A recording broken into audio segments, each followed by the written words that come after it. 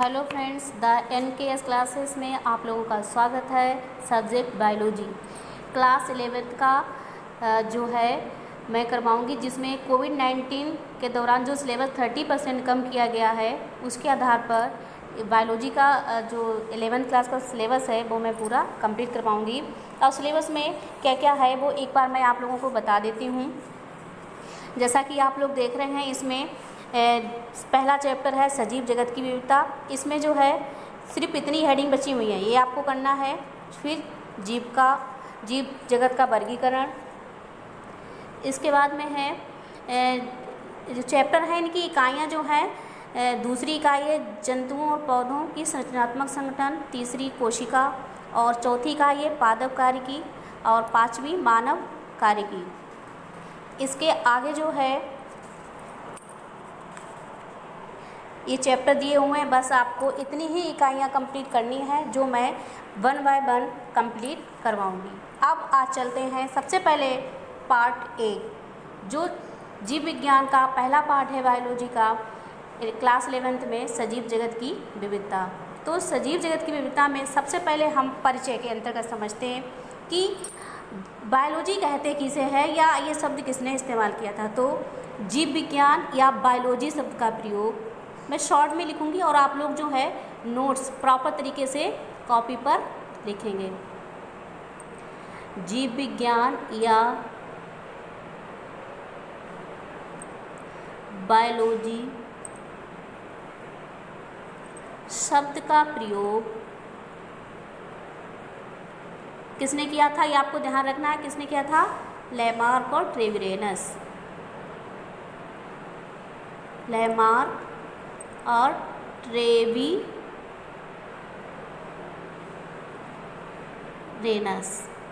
ठीक है।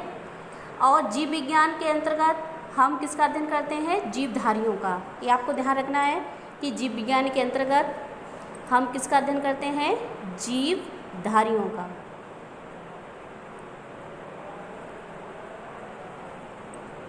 जीवधारियों का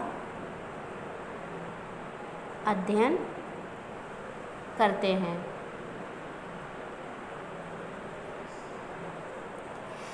तो ध्यान रखना है किसके अंतर्गत? जीव विज्ञान के अंतर्गत। ये चाहे तो नोट कर लो।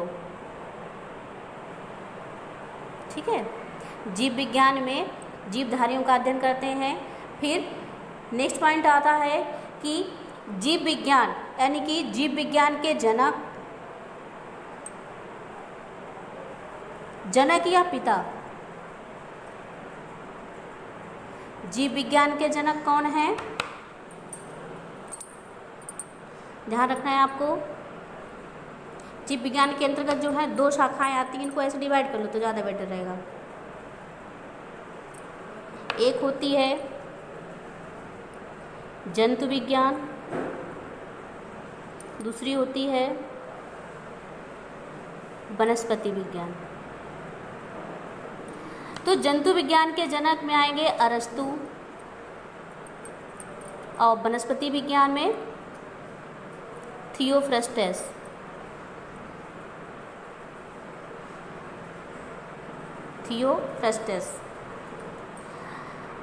तो परिचय के बारे में इतना पढ़ लिया है। और दूसरी बात है, थोड़ा सा समझते हैं सजीव।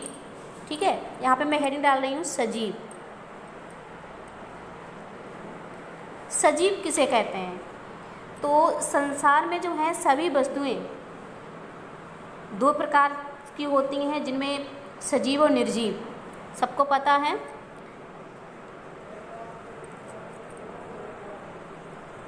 सजीव 2 प्रकार के होते हैं। एक तो होते हैं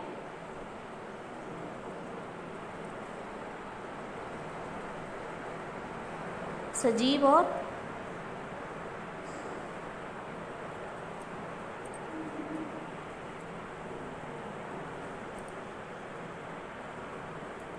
वस्तुएं कर लेते हैं। ठीक है।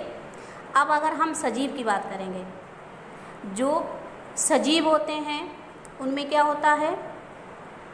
वो जीव होते हैं। जीव, और जीवों में ही क्या होता है? जीवन होता है। ठीक है। जो सजीव होते हैं उनमें जीवन होता है, और जितनी भी भौतिक और रासायनिक अभिक्रियाएं होती हैं भौतिक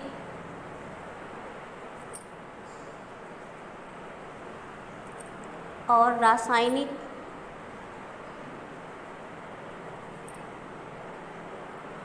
अभिक्रियाएं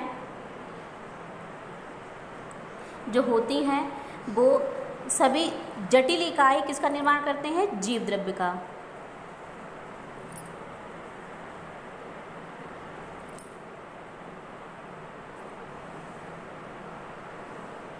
जीव द्रव्य या प्रोटोप्लाज्म, जीव द्रव्य या प्रोटोप्लाज्म का निर्माण करती हैं।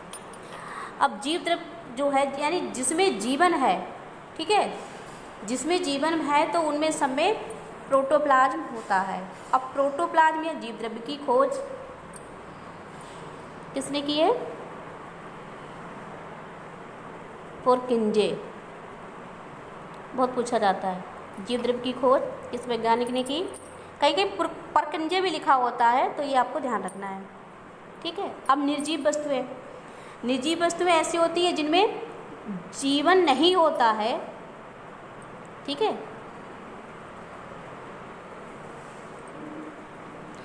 जीवन नहीं होता है, फिर भी क्या होता है कि उनमें वृद्धि होती है।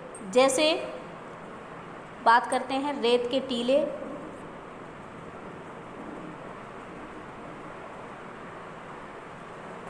चट्टानें, ठीक है, यानी कि जीवन नहीं होता है लेकिन फिर भी ये क्या करते हैं? वृद्धि करते हैं। वैसे आप लोगों ने पढ़ा है कि निर्जीव वस्तुएं जो होती हैं इनमें वृद्धि नहीं होती है लेकिन सजीवों में वृद्धि होती है। तो अब हम बात करते हैं सजीवों में कौन कौन से लक्षण होते हैं। तो सजीवों में जो कौन कौन से लक्षण हैं उनके बारे में हम पढ़ेंगे।